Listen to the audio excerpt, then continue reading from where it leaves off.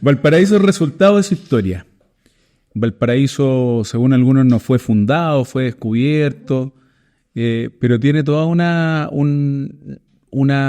arraigo a nivel internacional. Los marinos en distintas partes del mundo hasta el día de hoy cantan canciones alegóricas a Valparaíso, y donde tú vas como chileno y viajas, te hablan de Salas, Zamorano, Valparaíso, los Moai. Es lo que más conocen, las Torres del Paine. Entonces, estamos dentro, como ciudad, del ideario o del imaginario colectivo internacional, como una ciudad importante, pujante, y más que con potencial, potencia en sí misma. Es que Valparaíso es un caso muy especial. Uno, como yo no soy de Valparaíso, no sé si te pasa, pero a veces uno como que va y viene con esto de identificarse con donde vive. Entonces yo a veces como que lo miro como desde dentro, como muy porteña, porque ya son 2 décadas y tampoco es que llego tampoco, pero también desde afuera. Entonces, ¿qué es lo que pasa? Valparaíso es un hito en la historia de Chile. Sí o sí, hay que reconocerlo. Y también en la historia de Sudamérica, porque en el fondo era el paso. Y a mí, yo siempre me he hecho la pregunta, y creo que tengo la respuesta: ¿por qué no Talcahuano? Porque obviamente tenía otra infraestructura, se incorporó más tarde a la historia de Chile, y Valparaíso, además, que una ubicación estratégica, muy cercano a Santiago. También el tema del plan, por ejemplo, que es más amplio que en San Antonio, también que era como el que le hacía competencia. Y lo otro es la gente que empezó a llegar a través de los siglos, que enriqueció, salió de como una visión de yo hacer mi nueva vida porque emigré, independiente que haya sido del referente cultural, que era Inglaterra, Alemania o Estados Unidos, pero además de eso, tuvieron la suficiente inteligencia para decir: yo no surjo solo, surjo yo, a la medida que mejore yo, junto con mi entorno, vamos a subir todos. Entonces eso me parece fascinante, y es como uno lo percibe la identidad del porteño, que sabe que es un lugar con un pasado glorioso y que tiene mucho que decir todavía. Entonces, por eso que sigue siendo un referente, un caso de estudio. Y también uno ve en los ciclos históricos, y uno también le pasa, tiene momentos de esplendor y decadencia, y pareciera que sea ser un poco cíclico, que está mediado por ciertas decisiones, pero en la historia no hay. Eso es lo bonito de estudiar historia, porque uno ve el pasado, pero no ve el futuro. Entonces, de ahí es entretenido, porque uno va poniendo como las advertencias: mira, en el pasado se tomó esta decisión, ojo con repetirla en el futuro, pero no está determinado. Entonces te quiero sacar de tu rol de historiadora, ¿Ya? para que miremos al futuro, porque la idea de este espacio es mirar ese Valparaíso que quizás tú como advenediza y muchos que construyeron Valparaíso a lo largo de la historia soñaron, por algo se quedaron, por algo nos quedamos acá, por algo hicimos familia acá, con todas las complicaciones que tiene hoy día la ciudad, porque claro, tú hablas del pasado glorioso, claro, de esta significancia y esta importancia histórica en Chile y Latinoamérica. Estamos en una vacancia cultural, social, yo creo que una pobreza muy, muy significativa. Pero ¿cuál es el Valparaíso del futuro? ¿Cómo lo veis tú, más allá del... Sí. O sea, recogiendo esta experiencia, recogiendo tu visión, ¿cómo lo miramos y cómo lo proyectamos hacia esta próxima mitad del siglo XXI? Mira, mi profesor de Geografía Urbana decía que, una palabra muy bonita, obsolescencia. No decadencia, nada, esta cosa tan deprimente, que no es necesario, pues si uno está claro con eso. Entonces decía que en el fondo la ciudad, igual que las personas, pasamos por ciclos. Y Valparaíso entró en un ciclo de obsolescencia, producto de hartas cositas, ¿no es cierto? Pero especialmente un golpe fuerte fue cuando el puerto, disminuyó su tamaño, también cambió la tecnología. Si eso era obvio que iba a suceder, solo que como que muy reactivo, pues, como, pasó y después elaboramos las soluciones. Y se suele comparar mucho con el caso de Nueva York, u otros como, que de hecho Valparaíso era como el Nueva York de Sudamérica. Entonces, entretenido que no puede hacerse símil. ¿Y qué es lo que pasó? Nueva York también entró en un estado de obsolescencia, producto de los cambios de la navegación, y barrios peligrosos, el Bronx, entre otros, Manhattan. Las 5 familias. Que era pero del terror, pues, de Manhattan. Giuliani llegó el alcalde Giuliani en algún momento, y tolerancia cero. Y antes de eso, por ejemplo, si tú ves estas películas, ¿cómo se llama? Bandillas de Nueva York. Bandillas de Nueva York. Pasó. Entonces, uno como que va viendo semejanza. Entonces, en el fondo, ¿qué es lo que nos plantea? Que al igual que el cuerpo humano, también entramos como en ciclos, en procesos, pero no es como un acta de función, es todo lo contrario, es como un llamado a la transformación Y igual que usted lo hace en su computador, tiene que bajar las actualizaciones. Entonces, ya no puedo aspirar a un puerto gigante, imposible. Pero sí puedo aspirar a un puerto eficiente. No puedo aspirar como a un centro comercial, a un centro de naves de alto calado, porque, producto de la erosión, que es normal, natural, no tenemos un puerto profundo. Entonces ahí se van conversando los saberes por la historia, la geografía. Entonces tenemos tremendos cerros súper bonitos, una geografía única. Entonces apostamos por el turismo. Y cosas tan simples como compra unos micro especiales y haga... Entonces, en el fondo es ir como tomando decisiones, pero conversando con el entorno, que es lo que no se ha hecho. No sé si te pasa a ti, pero uno siente como que todo pasa en Santiago. Y yo pensé que era prejuicio. Pero a mí me ha pasado que yo desde que vivo acá de nuevo, otra vez, es como en Santiago pasan muchas cosas. Pero acá hay buenas ideas, entonces podemos ejecutarlas. Entonces, en la medida que tú vas conociendo el pasado, el presente, puedes proyectar fácilmente el futuro. ¿Qué elecciones tenemos? Tenemos que conversar con la geografía, tenemos que conversar con la historia y tenemos que conversar también con los que están haciendo cosas. Que eso uno lo ve mucho en el siglo XIX. Vecinos como Wheelwright, como Trumbull, como todos los que fundaron hospitales, conversaban con la autoridad. Porque Willis Hoover. Hoover también, un clásico. También todo... Por ejemplo, ¿tú sabes por qué Viña tiene los nombres que tiene las calles? ¿No? ¿Te has fijado? Chorrillo, Álvarez, Fonscroder, Aguasanta, porque son los nombres de ciudadanos muy importantes y también veteranos de la Guerra del Pacífico. Y de hecho, Chorrillo, Aguasanta, entre otros, Son batallas. Claro, son batallas. Entonces, ahí uno ve cómo la ciudad se fue construyendo entre este diálogo con la autoridad y con el vecino, que tiene muchas buenas ideas y que, bueno, también tenía las lucas, hay que decirlo, pero también las ideas, o el Van Buren también. Hay un montón de... Si tú es entretenido cuando vas viendo la toponimia, los nombres de los lugares, uno dice, oye, qué entretenido. ¿Y por qué lo honraron? Porque el hombre o la mujer, en este caso, depende de quién esté estudiando, fue un aporte dialogando con la autoridad. Y en Valparaíso pasa mucho. Exacto. Alejo Barrios Contreras, gran cuenta? alcalde. ¿Viste? ¿Cierto? Sí Pedro uno ve- Montt, bueno, ahí hay discusiones históricas y todo, visiones, pero de la todos hizo. los personajes. Pero la hizo. La hizo, po. O por ejemplo, donde yo vivo, O'Brien, súper importante. Entonces, ¿qué es lo que uno ve en Valparaíso? Que en el fondo, en el pasado, hubo gente como... el show de pirotécnico. Se le ocurrió no a la autoridad, a una persona que dijo, tuvo una visión. Entonces, esta conversación que se fue estableciendo en el pasado se tiene que recuperar para el presente, porque ahí está la potencia de cómo se revitaliza la ciudad. Sí, Valparaíso histórico. A ver, yo cuando volví a Valparaíso me decían, oye, pero si acá pasó todo lo primero. Primer club de fútbol, el Mercurio, el primer periódico de habla hispana. El primer cuerpo de bomberos. Primer cuerpo de bomberos, la primera bolsa de comercio, el primer banco, el primer supermercado, un montón de primeros. Pero hoy día, rezagados en los últimos 70 años, hemos estado rezagados. Sí, es cierto. Sí. Pero tú diste en el clavo en algo. Iniciativa privada. Uh-huh. Hoy día, tú como ciudadana de Valparaíso, independiente de las iniciativas chiquititas, qué sé yo, la cafetería de Cerro, el local, el recuperar espacio ahí en la Plaza de Chaurren, qué sé yo, ¿hay iniciativa privada significativa que pueda cambiar están las condiciones para que ese que tiene las lucas, claro, que lo necesitamos, sí, igual que hace 100, 200 años atrás, venga a Valparaíso? Yo creo que existe el potencial, pero la burocracia se devoró un poco la iniciativa. Ralentiza mucho los procesos. Y hay muy buenas ideas acá. Uno va raspando, sacando un poco el filtro depre que uno de repente mira la realidad. Y hay buenas ideas, pues, pero en el fondo yo siento que la burocracia se comió a la iniciativa. Quizás en el siglo XIX era como llegar y hacer.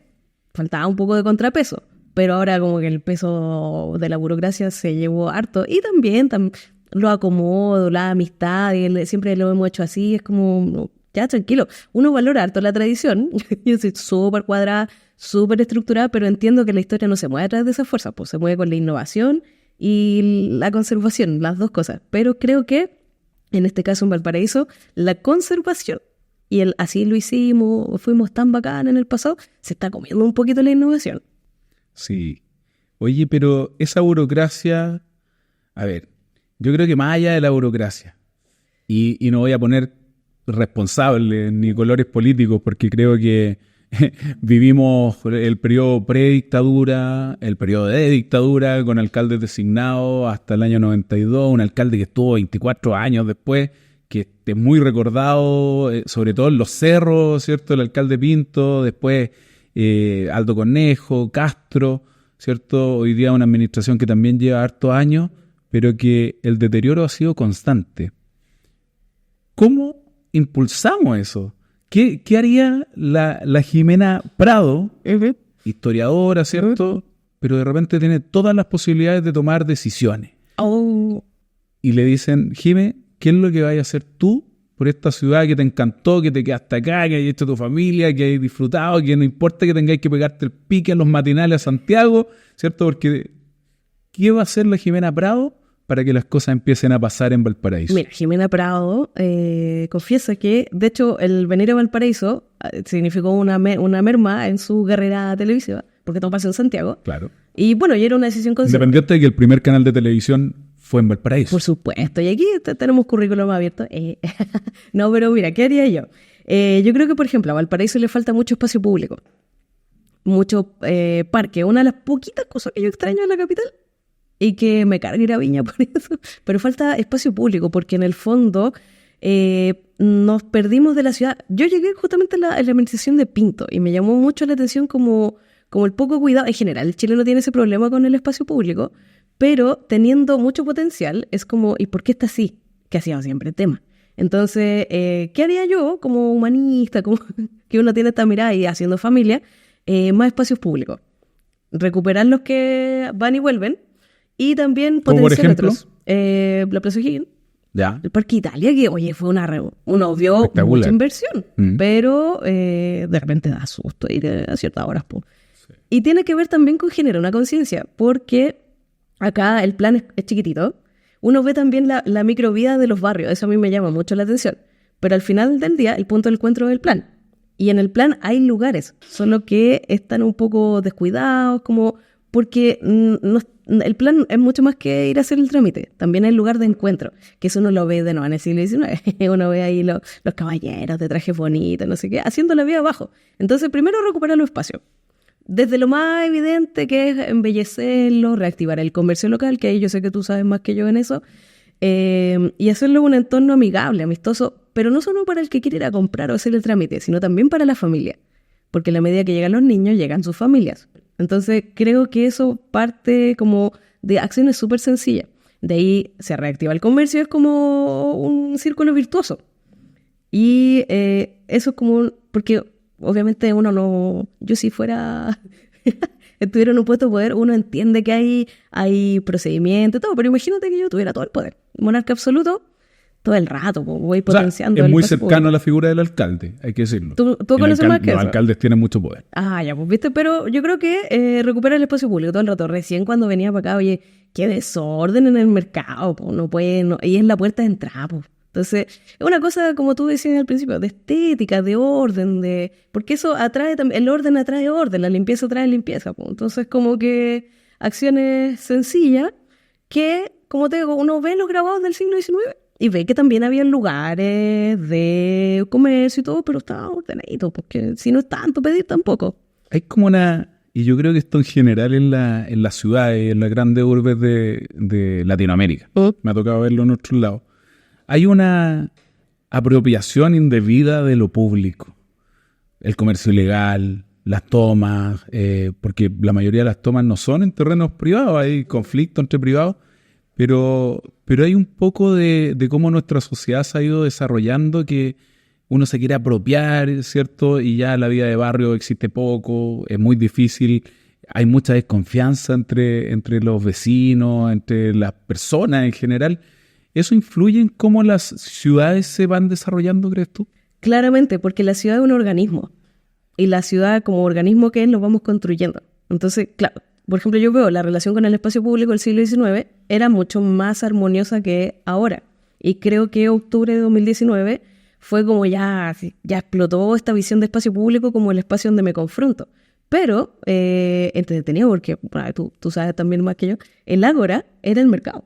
Y después se transformó en el espacio de diálogo y de ahí surge en el fondo la asamblea, la democracia. Entonces, el espacio está, la ciudad está para nosotros. Y claro, un síntoma de esto, pero tampoco es un callejón sin salida. En el mismo espacio público podemos volver a compartir. Y podemos, no sé, pues te acuerdas que el estudiante puede ir y juntarse con sus compañeros, puede caminar tranquilo, pero un tema de decisiones de arriba y de abajo.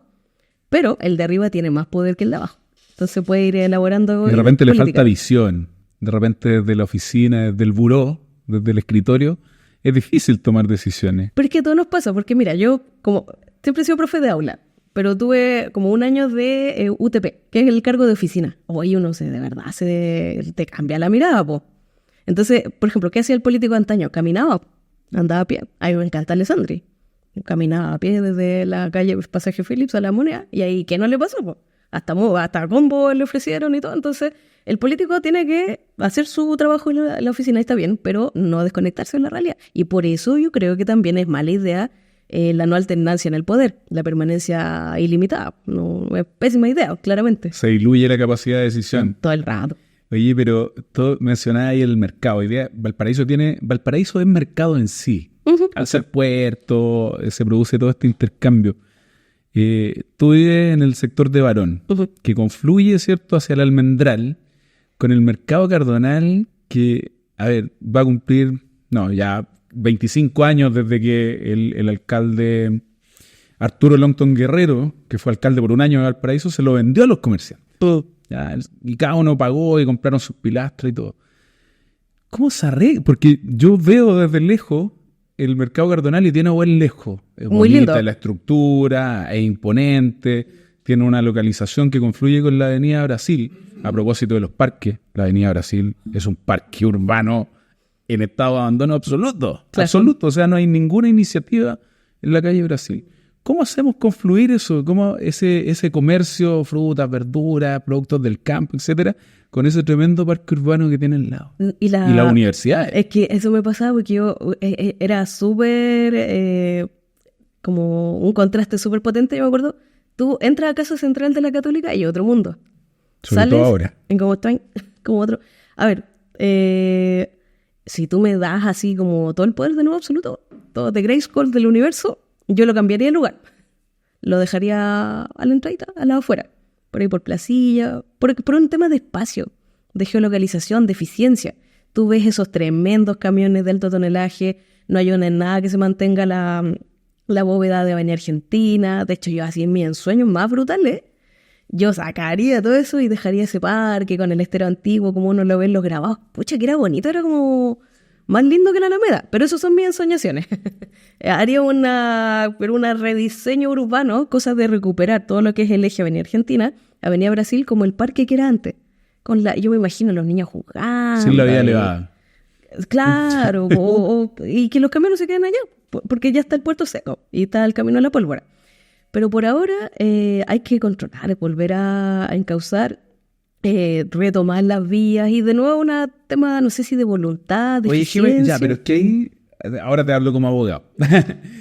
Están las herramientas. No sé, pues tú sabes más que yo miro para atrás, ¿no? O sea, hay una ley orgánica de municipalidades, hay instrumentos normativos que pueden limitar la presencia de camiones en ciertos horarios, el mover cierto la ocupación de la Avenida Argentina de alguna manera. Pero el tema es, ¿por qué no se hace? Si yo te digo, Jimé, ¿sabes qué? Están las herramientas y se puede hacer. ¿Por qué no se hace? Ay, me mataste. Yo te hablé como peatón.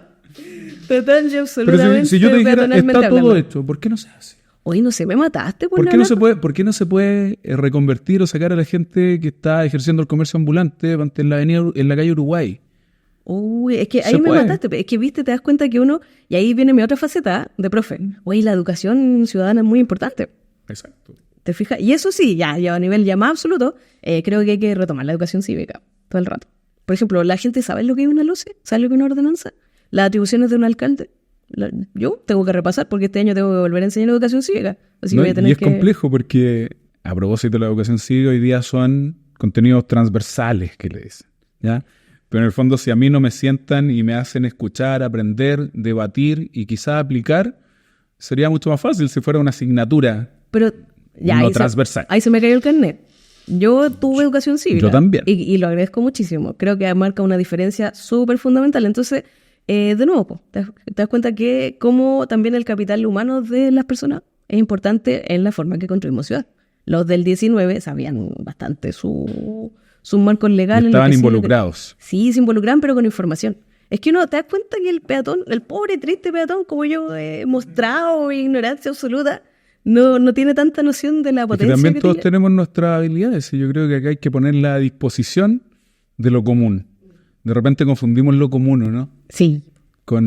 O sea, el vivir la comunidad con este desorden de hagamos lo que queramos. No, eso es mira, uno que está criando, uno sabe que lo peor que le puede decir a los hijos, hagan lo que quieran. No. Ahí hay marcos. Entonces, en ese sentido, el porteño, yo creo que nosotros sabemos la potencia que tuvo en el pasado y la potencia que podría tener en el presente.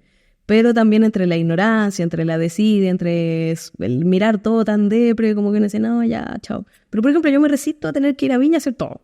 No, pues si aquí uno puede hacerlo. Imagínate la gente de Placilla, que no puede hacer nada, ya no hay ni van costado. Oye, qué fuerte. ¿Y qué le dirías tú a esa gente que nos va a ver, que nos está viendo? ¿Cómo los involucráis? ¿Cómo dejamos esa desidia, ese desinterés por este pedazo de tierra que es muchas veces desordenado, que tiene buen lejos, que no nos gusta mucho visitarlo, que preferimos verlo desde el mirador? ¿Qué le diríais a ellos, a los que estamos acá y que vivimos todo el día y que quizás tenemos las herramientas, tenemos la habilidad, el potencial, la técnica para poder hacerlo? Mira, a veces siento que tengo menos poder del que uno tiene, pero sí, el que hayamos tenido un paseo glorioso no es determinante para quedarnos apegados en eso. Segundo es, prefiera lo local todo el rato, hay que hacer el esfuerzo de... Y si yo he decidido quedarme acá es porque creo que no siempre el estado actual determina el estado futuro y presente. Yo creo que de hecho todo lo contrario, es como un ímpetu para, y también elija bien. Si vienen elecciones, lea bien el programa, juéguese la alternancia en el poder importante. Y, por ejemplo, cosas simples. Si ve un turista, acójalo, atiéndalo bien. Si usted ve que en el WhatsApp no sé si tú estás ahí en el WhatsApp de la Junta de Vecinos, súmese a la iniciativa, vaya y pégale un coscacho al que ensucia, un coscacho vistoso, por supuesto, verbalmente hablando, ¿no? Y en el caso de la autoridad hay que apretarlo nomás, hay que apretar todo el rato, exigir, alternar y despacito. Sí, los procesos son lentos, pero no tan lentos como uno podría creer a veces. Oye, ¿cómo juegan las redes sociales en todo esto? Que yo creo que en materia de estudio ya, o sea, Facebook 2004, ¿cierto? Ya es parte de nuestra historia reciente. ¿Y cómo influye eso en todo esto, en la conformación de la metrópolis? Porque Valparaíso es una metrópolis, somos más de 300.000 habitantes, junto con Viña somos más de 600.000. ¿Cómo juega eso en esto y en este proceso que hoy día nos encontramos, en este interregnum entre lo glorioso y ese futuro que también creo que tiene y debe ser glorioso? Mucho. Pero creo que a mí me pasa que me da risa. Me carga que le digan Valpo. Es Valparaíso. Como por ahí hay una crónica muy famosa que decía que Valpo se comió Valparaíso. Entonces tienes como estas fotos súper artísticas. Y uno dice, ¡ay, qué linda la ciudad! Y uno llega y es como, tienes que ir al Cerro Alegre para sacar esa foto, o acá en Barón, unos lugares muy bonitos. Entonces, creo que tiene esta doble lectura, como esta arma que es muy eficiente para promover ciertos discursos, como Valpo, que me carga porque es Valparaíso, muy grande. Otros lo han cortado mal, le sacaron la A. Es Valpo. Me sangran los ojos. Y construye una ciudad que no es. Pero también está el otro lado como, no, qué decadente. Y en realidad la red social, creo que la gran gracia que tiene es construir un discurso, pero también generar expectativas. Entonces, como que este equilibrio súper complejo entre lo auténtico y lo marquetero, a Valparaíso le juega en contra muchas veces. Porque como que es como Valpo y no es así tampoco. Entonces, de repente vemos algunas redes sociales que muestran otro Valparaíso. Y por el de Cerro Alegre o el otro súper así triste, trágico. Y es como, no, pues hay que apretar los botones correctos, yo creo. Auténtico, pero no depresivo. ¿Qué tiene Valparaíso para ofrecerle, primero, a sus habitantes? Y segundo, al turista. Porque, claro, el puerto ya se tiene que reconvertir.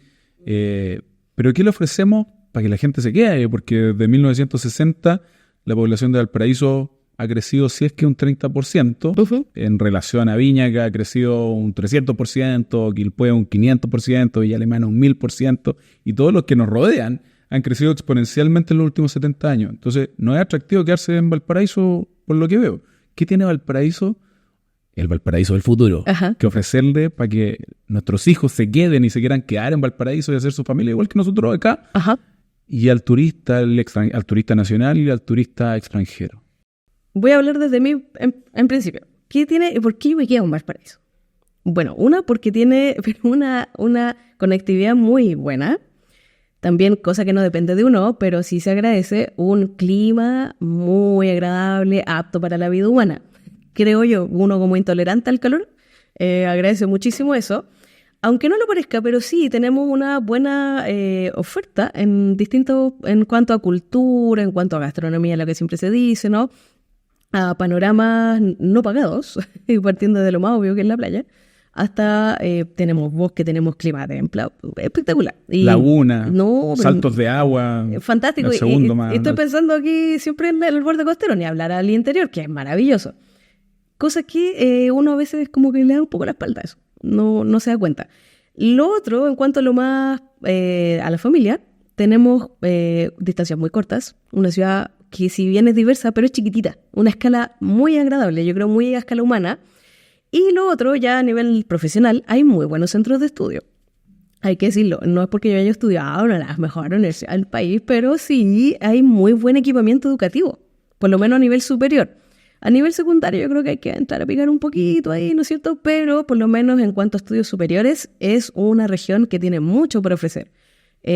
También a nivel de como emprendimientos que hacer, también hay harta pega aquí por hacer. Como te digo, como uno de repente se queda muy pegado en lo que no le gusta, pero sí creo que tiene mucha potencialidad. Solo que hay que ir elaborando, pero para estudiar es muy buen lugar. Muy buen lugar porque a mí me pasó, yo estudiaba de noche, saqué el posgrado de noche y trabajaba de día y podía tener 3 trabajos. En alguna ocasión, entonces, cosa que en Santiago es muy difícil de hacer. Yo lo intenté y casi me morí. Así que la escala es muy importante. O sea, Valparaíso es una ciudad vivible. Sí, tiene muy buena calidad de vida. Descontando como otro aspecto. Pero sí, como si tú quieres hacer varias cosas, ver a tu hijo, los tiempos de traslado, si uno hace un diseño más o menos consciente es muy factible, digamos. Podría mejorar siempre. ¿Y para el turista? Para el turista, que tiene muchas cosas muy entretenidas. Primero, como te digo, este clima tan grato, miradores. Todo el año. Pero es que es una maravilla, es que sí. Uno no sabe lo que tiene hasta que lo pierde. Sí. Bueno, yo siempre supe. Pero sí tiene como esta cosa llamativa, pues como es una cápsula al pasado que no puede. Y también hay harta gente haciendo cultura muy interesante, muy entretenida, que podríamos enganchar un poquito más. Sí, un puerto chico, pues, que también conecta con otros lados. Es que no solo Valparaíso, es Valparaíso y sus amigos, su entorno. O sea, Valparaíso, y para terminar, no tiene potencial. Valparaíso es potencia en sí mismo. Sí, ya vamos a salir de este lugar y vamos a volverlo. Muchas gracias por tu tiempo, por tu experiencia y por tu visión. De nada, un gusto.